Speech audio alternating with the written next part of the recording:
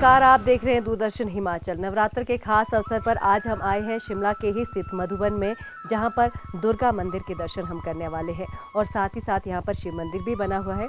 दर्शकों, नवरात्रों की जब बात आती है तो 9 रातों की यहां पर बात होती है। नवरात्र यानी 9 रातें 9 दुर्गा के रूपों की हम पूजा करते हैं और 9 तरह के व्रत भी यहाँ पर किए जाते हैं। व्रत और पूजन भी किया जाता है, 9 कन्याओं का पूजन भी किया जाता है। वैसे तो दर्शकों, साल भर की अगर बात की जाए तो 4 तरह के नवरात्रे यहाँ पर मनाए जाते हैं और जो हम आजकल की बात करें तो वासंतिक जो ये नवरात्रे होते हैं चैत्र मास में मनाए जाते हैं और दूसरे होते हैं शारदीय नवरात्रे और 2 तरह के होते हैं गुप्त नवरात्रे। लेकिन ये जो वासंतिक और शारदीय नवरात्रे होते हैं उसका खास महत्व रहता है, क्योंकि लोग व्रत और पूजन करते हैं और मंदिर के दर्शन करने भी आते हैं। तो यहाँ पर भी ऐसे ही श्रद्धालुओं का तांता लगा है। आज हम ऐसे ही मंदिर आए हैं और आपको भी नवरात्र में खास मौके पर दर्शन करवाने वाले हैं दुर्गा भद्रकाली मंदिर के।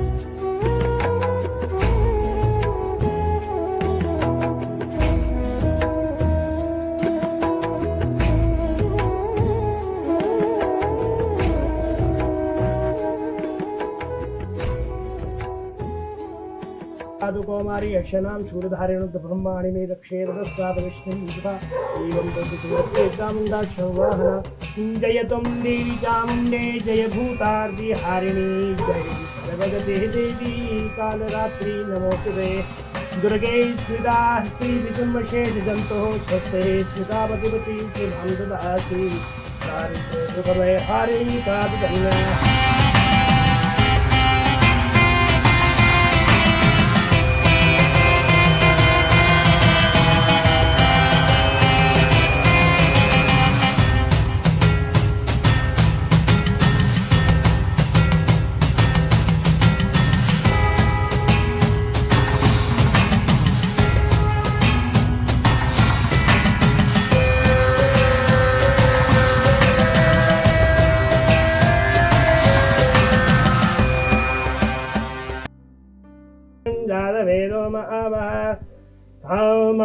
जातवेदो लक्ष्मीमनपगामिनीं यस्यां हिरण्यं विन्देयं गामशम्पुरुषानहम् ओम शुभम करोति कल्याणम दुर्गा भगवती नमस्तुभ्यं परमेश्वरीं। आइए जानते हैं मंदिर में पंडित जी से कि क्या नवरात्र का महत्व रहता है और इस मंदिर के बारे में भी जानें। पंडित जी, अपने बारे में बताएं और पहले बताएं कि नवरात्र की क्या महत्व रहता है लोगों के लिए। नमस्कार जी, जय माता की। मैं हूँ नागेश वशिष्ठ। मैं यहाँ पर इस मंदिर के लिए पुजारी के बाद इनका कुल पुरोहित नियुक्त हुआ हूँ और अतः बताना चाहूँगा कि ये दुर्गा जी का मंदिर है, दुर्गा भद्रकाली जी का, जो कि इनकी कुल देवी के रूप में यहाँ पे पूजित हुआ है।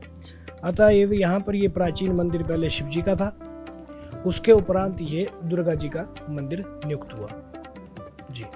तो जैसे कि हम मानते हैं और जो नवरात्र होते हैं उसमें दुर्गा के 9 रूपों की पूजा की जाती है, उसके महत्व के बारे में बताएं। देखिए, हमारे शास्त्र में जो मार्कंडेय पुराण से दुर्गा सप्तशती ली गई है उसमें पहले ही आपके दिव्य कवच में अनुष्ठान आता है, जिसको कहते हैं प्रथमम शैलपुत्री च द्वितीयम ब्रह्मचारिणी तृतीयम चंद्रघंटेति कुष्मांडेति चतुर्थकम पंचमम स्कंदमातेति षष्ठम कात्यायनीति च सप्तम कालरात्रिति महागौरीति च अष्टमम नवम सिद्धिदात्री च नवदुर्गा प्रकृतिता। 9 दिनों की जो पूजा है हमारी, ये नवदुर्गा के लिए की जाती है, जिसमें पहले हम शैलपुत्री के दिन पूजा करते हैं। प्रथम दिवस में शैलपुत्री, द्वितीयम ब्रह्मचारिणी, तृतीयम चंद्रघंटा की, कुष्मांडा चतुर्थकम, स्कंद माता, षष्ठम कात्यायनीति, और ये इसी प्रकार से नवदुर्गा का उद्भव हुआ है। तो इस पूजा को संपूर्ण करने के लिए सबसे पहले तो हम 9 दिन भगवती की अखंड ज्योत को जलाते हैं और हम खेतरी को बीजते हैं, जौ बोते हैं, कलश की स्थापना करते हैं और अपनी सर्व मनोकामना को पूर्ण की आहुति के लिए हम हवन इत्यादि भी करते हैं। जैसे नवरात्रों में बहुत सारी धारणाएं भी हम कह सकते हैं, कलश स्थापना होती है, जौ का जो है जौ बोया जाता है, उनके महत्व के बारे में बताएं। कलश स्थापना से शुरुआत है। जी, कलश स्थापना में हम जो अपने घरों में और मंदिर में देवालय में करते हैं उसका प्रतीक सीधा देवी के साथ माना जाता है।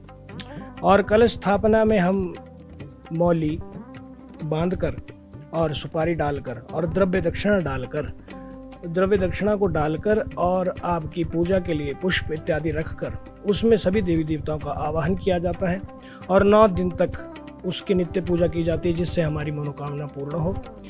ये वैसे तो हमारे शास्त्र में चैत्र मास के नवरात्रि और शारदीय नवरात्रि जो है ये सर्व कामनाओं को देने वाले हैं, पर जो कलश पूजन है इसमें हम उसके ऊपर नारिकेलम यानी कि नारियल को रखकर उसकी हम नित्य पूजा करते हैं और उससे हमें फल की प्राप्ति की इच्छा प्राप्त करते हैं, जिसमें लोग 9वें दिन कन्या पूजन करने से इसे संपूर्ण करते हैं। जी। और जो जौ बोने का महत्व है और कहा जाता है कि जौ जिस तरह से उगता है उसी तरह से हमारा जो जीवन चक्र भी माना जाता है, तो उसके बारे में। जी, हमारे देवी भागवत में माता ने दुष्टों का वध करने के लिए शाकंभरी के रूप में अपना अवतार लिया था, जिससे कि सारी सृष्टि हरी हो जाए। क्योंकि हमारी सृष्टि में जितना भी जीवन चक्र था उस वक्त दुष्टों ने, राक्षसों ने वध करके उसे सारे शरीर को सूखा कर दिया। तो इस वजह से भगवती ने शाक से शाकंभरी बनी है, तो शाकंभरी से दुर्गा का उद्भव हुआ और जिससे सारी सृष्टि को हरा कर दिया। तो उन्हीं के शरीर से उत्पन्न हुए शाक, यव, जिसे हम यव कहते हैं संस्कृत में और जौ कहते हैं हिंदी में।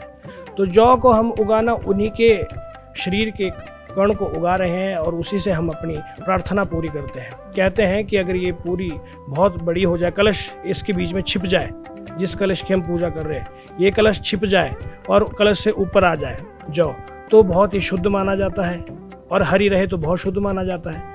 अगर कोई बहुत, इसका मेन अवधारणा ये है कि कोई बीच में अगर गुप्त सफ़ेद प्रकार की, सफ़ेद रंग की जौ कोई निकल जाए तो उसे किसी को नहीं देते, उसे अपने पास रखना चाहिए। वो धन धान्य को संपूर्ण करने के लिए दी जाती है। और अगर इसमें पीली या सफ़ेद दो रंग हो जाए तो ये मतलब आपको एक संकेत है जिससे कुछ आपदा या दुख आपको हो सकता है। तो ये भगवती इस बारी जो आ रही है हाथी पर ही आ रही है, क्योंकि हमारे हर नवरात्रे जो है वो आते हैं तो किसी ना किसी पे वाहन लेकर भगवती इस धरती पर आती है। तो इस बार ये हस्त पर आ रही है, हस्त मतलब हाथी पर आ रही है, और भगवती आपकी मनोकामना पूर्ण करेगी, ये उद्देश्य है नवरात्रि का। और दुर्गा पूजन के साथ कन्या पूजन जुड़ा है। हम 9 दिन तक व्रत भी रखते हैं और उसके बाद कन्या पूजन करते हैं। कन्या पूजन को नवरात्रों के साथ ही क्यों जोड़ा गया है? क्योंकि देखते हैं हम कि नवरात्र के बीच हम दूर दूर से कन्याओं को लाते हैं, उनका पूजन करते हैं, तो इसका क्या महत्व है और क्या सिर्फ हमें कन्या पूजन नवरात्रों में ही करना चाहिए, और कन्या का महत्व जो हमारे जीवन में है वो आपसे जानना चाहते हैं। देखिए, जो हमारा शास्त्र कहता है, देवी भागवत में भी और कई पुराणों में इसका निर्णय दिया है कि जो कन्या पूजन है, जो कन्या कुमारी कन्या कही गई है, जो भगवती है, तो उनका गायत्री मंत्र भी, ओम कात्यायनाय विद्महे कन्या कुमारी धीमहि तन्नो दुर्गे प्रचोदयात्, मतलब जो ये रूप है ये इन्होंने कन्या में ही लिया। कात्यायन ऋषि के घर में संतान में पैदा होकर इन्होंने अपना रूप लिया। तो ये जो 9 दिन की 9 कन्या पूजन है, वैसे तो बड़े बड़े जो आपके देवालय है, मंदिर है, जैसे वैष्णो देवी है, आपके यहाँ पर सिद्ध शक्तिपीठ नैना देवी जी है, बगलामुखी जी है, और आपके ज्वाला जी है, वहाँ पर नित्य कन्या पूजन होता है।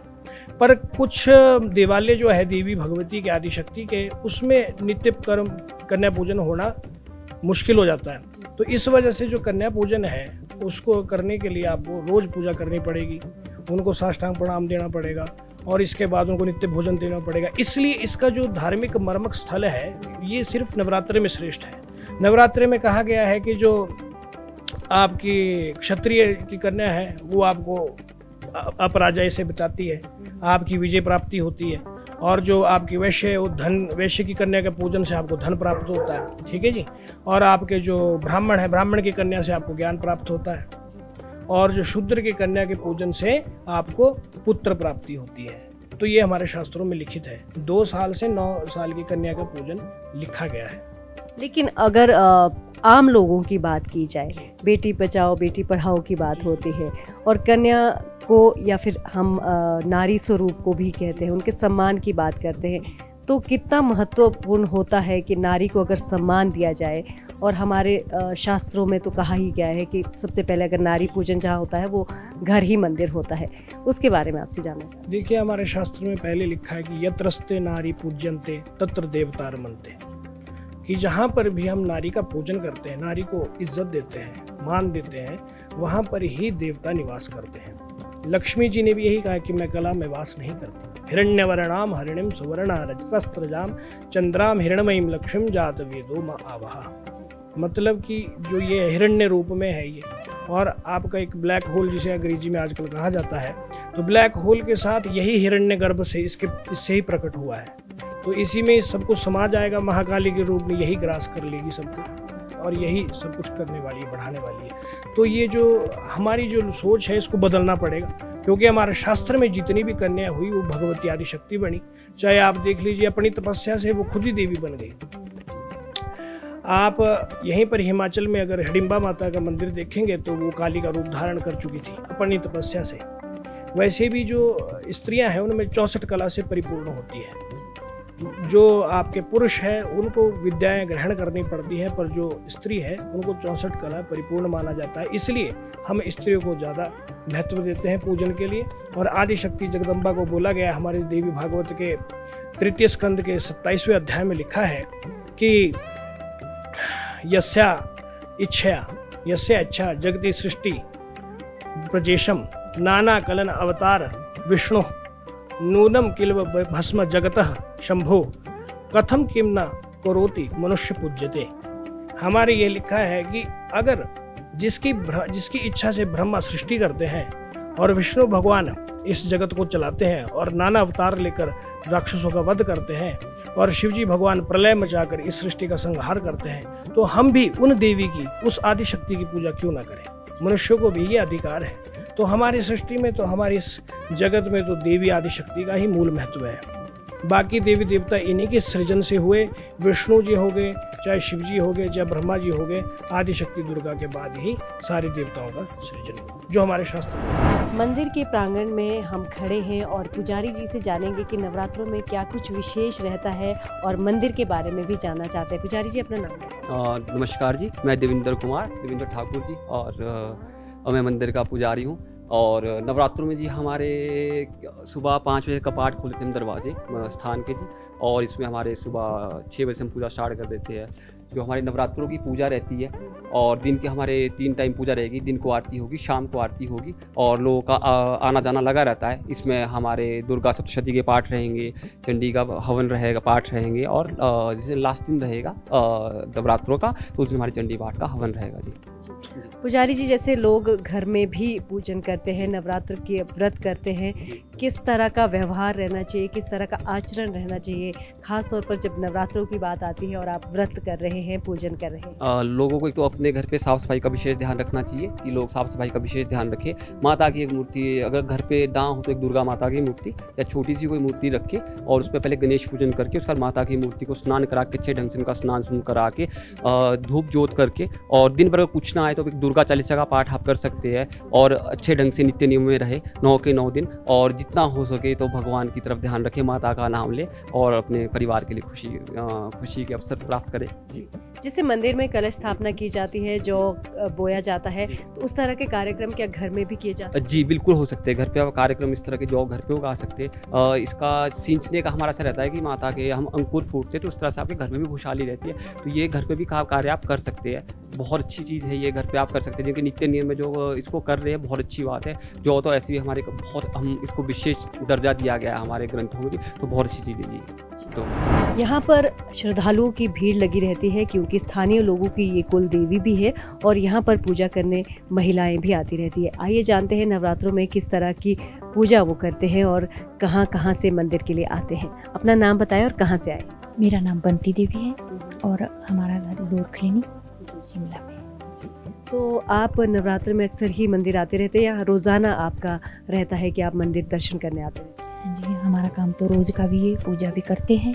नवरात्रों में तो हमारे सारे काम होते हैं, व्रत भी रखते हैं, कंजका की पूजा भी करते हैं और लेडीज़ें आती है, खूब ढोलक चिमटा के साथ हमारी पूजा कीर्तन होते रहते हैं। तो किस तरह का यहाँ पर आपका जो लोकल हम कहते हैं स्थानीय देवी आपकी है, किस तरह का पूजा रहती है और नवरात्र में क्या कुछ खास आप करते हैं? बस नवरात्र में यही भजन कीर्तन, बाकी व्रत रखते हैं, फलवार वगैरह खाते हैं, फ्रूट वगैरह लाते हैं, फिर सारी लेडीज़ें इकट्ठी होती, पड़ोस की ओरे परे से सारे मेहमान जो भी आते हैं, बड़े ज़ोर शोर से पूजा पाठ होते रहते हैं और अच्छी तरह से हम भजन कीर्तन डांस भी करते हैं। हाँ जी। मंदिर के प्रांगण में और एक श्रद्धालु हमारे साथ है, आइए नाम जानते हैं। संगीता, गीता जी कहाँ से आप? कलीनी से। तो नवरात्रों में अक्सर आप मंदिर आते रहते हैं? हाँ जी, नवरात्रों में तो डेली आते हैं, बट ऐसे कभी कभी आते हैं। तो जैसे नवरात्रों में कहा जाता है कि हम 9 दिन का व्रत करेंगे और पूजा करेंगे तो हमारी मनोकामनाएं पूरी होती है, और वैसे भी मंदिर आकर हमारी मनोकामना पूरी होती है, तो इसके बारे में आप क्या कहें?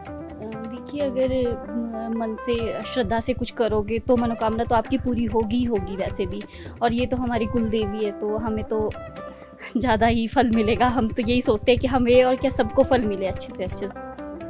स्थानीय देवी देवताओं के साथ हमारा कुछ गहरा संबंध रहता है, जैसे कि हम अपने घर जैसा माहौल वहाँ पर पाते हैं, तो आपको कैसा यहाँ पर आकर महसूस होता है? यहाँ पे आके तो मुझे बहुत ज़्यादा शांति मिलती है कि हाँ, बस यहाँ पे बैठे रहो, अपने मन को बहुत ज़्यादा शांति मिलती है यहाँ पे आके। आइए एक और श्रद्धालु से बात करते हैं। आपका नाम क्या है?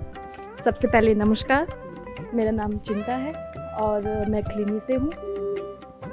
और सबसे पहले तो आपके नाम के बारे में ही जानना चाहते हैं कि मंदिर में जो है आकर वो सारी चिंताएं दूर हो जाती है, आपका क्या मानना है? बिल्कुल जी, ये तो सही बात है। मेरे नाम को तो मेरे को पता नहीं है कि किसने रखा, पर पंडित ने रखा है। मंदिर आके तो वैसे भी सबकी चिंता दूर होती है। जैसे हम भगवान के पास आते तो कुछ अपनी समस्या लेके, वो तो होता ही है, एक्चुअली सबके साथ ही होता है।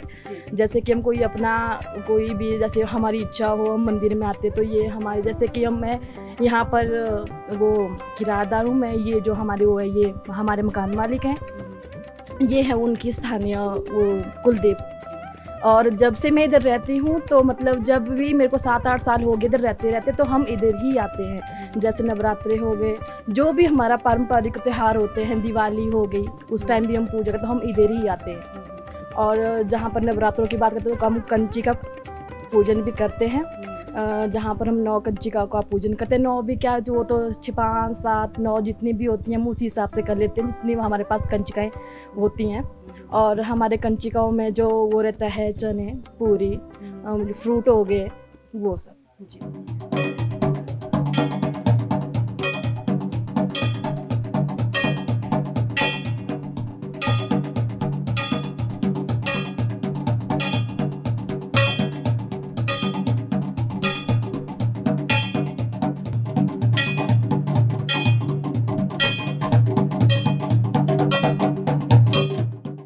दर्शकों, जब भी हम मंदिर आते हैं तो वहाँ पर जब आरती होती है तो वहाँ पर कुछ धुन बजती है नगाड़ों की, और या फिर जो भी वहाँ पर वाद्य यंत्र होते हैं, वो जब धुन बजती है तो वो जो मधुर संगीत है वो हमारे मन को शांत कर देता है या अलग सा सुकून देता है।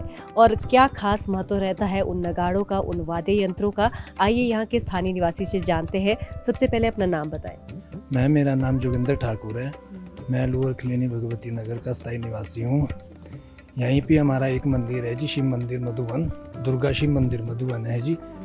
यहाँ हम हर वर्ष शिवरात्रि के उपलक्ष्य में भंडारा करते हैं। और दुर्गा, अब जब जैसे कि अब नवरात्रे आ रहे हैं तो हम नवरात्रों में भी यहाँ पे कुछ ना कुछ, कभी भंडारे भी होते हैं, नहीं भी हो पाते, पर ऐसे प्रसाद या कंचिका करते, कन्याओं को बुलाते हैं। और मैम जैसे आप बोल रहे थे कि वाद्य यंत्र हमारे जैसे ये नगारे हैं, तो मैम इनको बजाने से एक तो हमारा जैसे यहाँ पे जंगल है, बिल्कुल शांत एरिया है, तो इसको बजाने से एक तो यहाँ की मधुर, यहाँ का जो क्लाइमेट है वो बहुत ही अच्छा हो जाता है। और मैम अब ज़्यादा तो खैर हमें भी नहीं आइडिया, हम भी कभी कभी यहाँ बजाते आते हैं। और मैम ऐसा है कि जैसे घंटी होगी और ये नगारे हो गए हैं, जिसको बजाने से हमारा सारा जंगल ऐसे पूरा खुद। जी मैम, जी मैम, जी।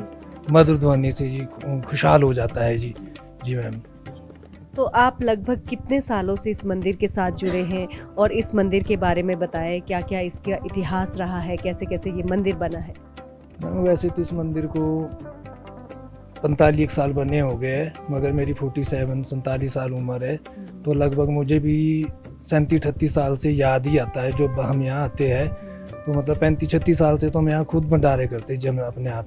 ये मंदिर मेरे चाचा जी ने बनाया था जी, अब उनकी डेथ हो गई है। उसके बाद अब अभी हमने इसको 2-3 साल पहले पुराना मंदिर था वो टूट गया था, तो फिर हमने इसका 2-3 सालों से दोबारा इस मंदिर का निर्माण किया है। और यहाँ पे ना जी शिवरात्रि के टाइम पे बहुत लोग आते हैं, बहुत क्राउड होता है जी, 1200-1500 लोग कम से कम यहाँ पे आते हैं। जी मैम। एक और स्थानीय निवासी हमारे साथ जुड़े हैं, उनसे जानते हैं कि उनका जो बचपन से लेकर अभी तक का सफ़र है वो कैसा रहा है इस मंदिर के साथ और क्या कैसी धारणा उनकी रहती है। अपने नाम बताएं। जी नमस्कार, मेरा नाम महेंद्र ठाकुर है। मैं यहाँ पर इस मंदिर से बचपन से जुड़ा हूँ जी। हमने बचपन से लेकर आज तक जितने भी शिवरात्रि नवरात्रे हुए इसी मंदिर में निकाले हैं। हम हर साल आते हैं, शिवरात्रि हो चाहे नवरात्रों का प्रोग्राम हो तो हम यहाँ पे आते हैं। हर बचपन में मतलब बचपन से लेकर आज तक हमने यहीं पे ही देखा है कि क्या शिवरात्रि है और क्या नवरात्र है। सभी आयोजन हम यहाँ पे करते हैं और स्थानीय लोग भी आते हैं, सभी लोग यहाँ पे जुड़े हैं इस मंदिर के साथ। और हमारी सारी मनोकामना, तो मैं तो ये कहता हूँ कि मेरी तो सारी मनोकामना शायद इसी मंदिर से पूर्ण हुई है। जैसे हम बचपन से लेकर सुनते आते हैं और स्थानीय देवी देवता की जब बात आती है तो अक्सर कहा जाता है कि मंदिर जाओ और अपनी मनोकामना मांगो तो पूरी हो जाती है। क्या कुछ ऐसी धारणाएं आपके साथ भी रही है बचपन से? हाँ बिल्कुल रही है जी, ज़रूर रही है। मैं अब ये अपने दिल की बात होती है, मन की बात होती है, अपनी आस्था की बात होती है। ये मेरी मन की बात है, मेरी आस्था है कि मैं यहाँ से जुड़ा हूँ, मेरी आस्था इस मंदिर के साथ है, मेरी मनोकामना यहाँ से पूरी हुई है, इसमें कोई शक नहीं है जी। नवरात्रों में कैसा यहाँ पर माहौल रहता है, क्योंकि बहुत ही सुंदर वादियों में ये मंदिर है, और कैसा स्थानीय लोगों के लिए यहाँ पर महत्व रहता है? नवरात्रों में ऐसा है कि यहाँ पर जैसा कि हर मंदिर की भांति ज़्यादा रश तो नहीं होता जी, पर इतना है कि हम 2 समय की आरती यहाँ पर सुबह शाम आरती तो रोज़ाना की जाती है। और जो होता है हल्का सा अपना मंदिर में प्रसाद का सेवन किया जाता है और अंतिम दिन यहाँ पे छोटा मोटा भंडारा भी हम कर ही लेते हैं। जो आसपास के लोग हम यहाँ से जुड़े रहते हैं वो सारे आते हैं।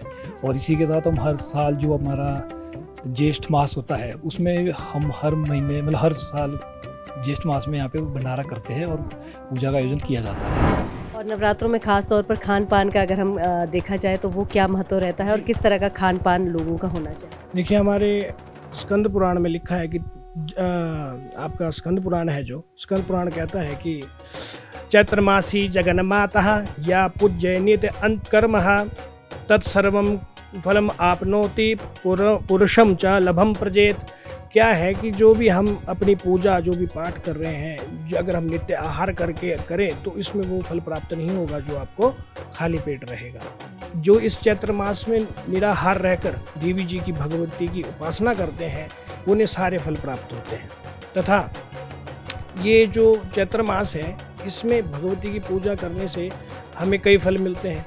जैसे आजकल के लोग धन धान्य, जो स्टूडेंट्स हैं, विद्यार्थी हैं, वो आपकी सरस्वती की कृपा, क्योंकि बुद्धि के बगैर तो लक्ष्मी किसी काम की नहीं है। तो हमारे जितने भी कर्म हैं वो सारे इस भगवती के आधार है।